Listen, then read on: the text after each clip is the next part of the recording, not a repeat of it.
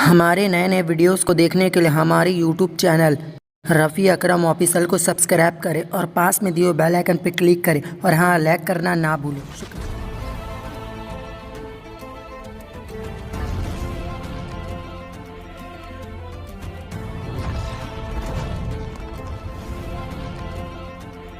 اعوذ باللہ من الشیطان الرجیم، پناہ مانگتا ہوں میں اللہ کی شیطان مردود سے۔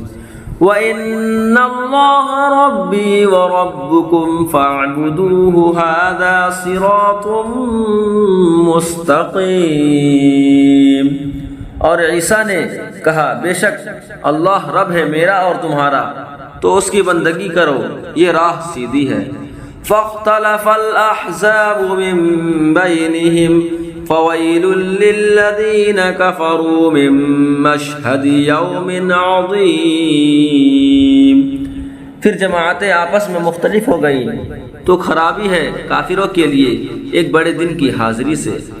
اسمع بهم وابصر يوم يأتوننا لكن الظالمون اليوم في ضلال مبين۔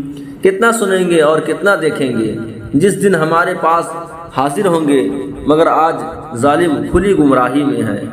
وَأَنذِرْهُمْ يَوْمَ الْحَسْرَةِ إِذْ قُضِيَ الْأَمْرُ وَهُمْ فِي غَفْلَةٍ وَهُمْ لَا يُؤْمِنُونَ۔ اور انہیں ڈر سناؤ پچھتاوے کے دن کا جب کام ہو چکے گا اور وہ غفلت میں ہے اور نہیں مانتے۔ إِنَّا نَحْنُ نَرِثُ الْأَرْضَ وَمَنْ عَلَيْهَا وَإِلَيْنَا يُرْجَعُونَ۔ بے شک زمین اور جو کچھ اس پر ہے سب کے وارث ہم ہوں گے اور وہ ہماری ہی طرف پھریں گے۔ وَاذْكُرْ فِي الْكِتَابِ إِبْرَاهِيمَ إِنَّهُ كَانَ صِدِّيقًا نَبِيًّا۔ اور کتاب میں ابراہیم کو یاد کرو، بے شک وہ صدیق تھا، نبی، غیب کی خبریں بتاتا۔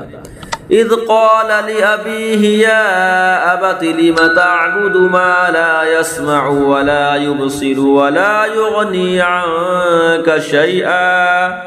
جب اپنے باپ سے بولا اے میرے باپ کیوں ایسے کو پوجتا ہے جو نہ سنے نہ دیکھے اور نہ کچھ تیرے کام آئے۔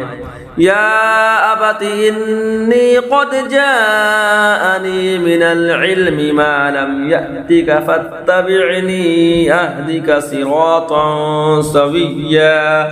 اے میرے باپ بے شک میرے پاس وہ علم آیا جو تجھے نہ آیا، تو تو میرے پیچھے چلا آ، میں تجھے سیدھی راہ دکھاؤں۔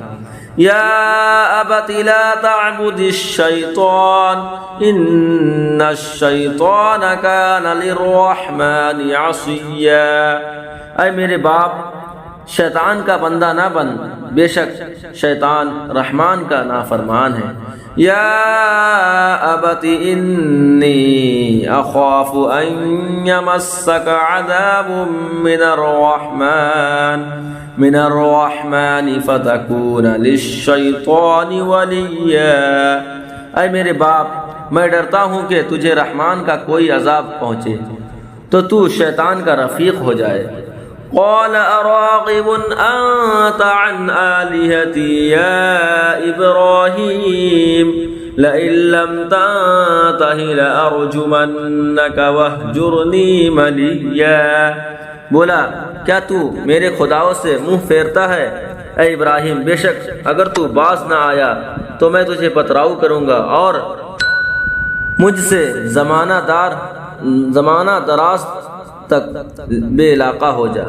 قال سلام علیک سأستغفر لک ربی انہ کان بی حفیا۔ کہا بس تجھے سلام ہے، قریب ہے کہ میں تیرے لیے اپنے رب سے معافی مانگوں گا، بے شک وہ مجھ پر مہربان ہے۔ صدق اللہ العظیم۔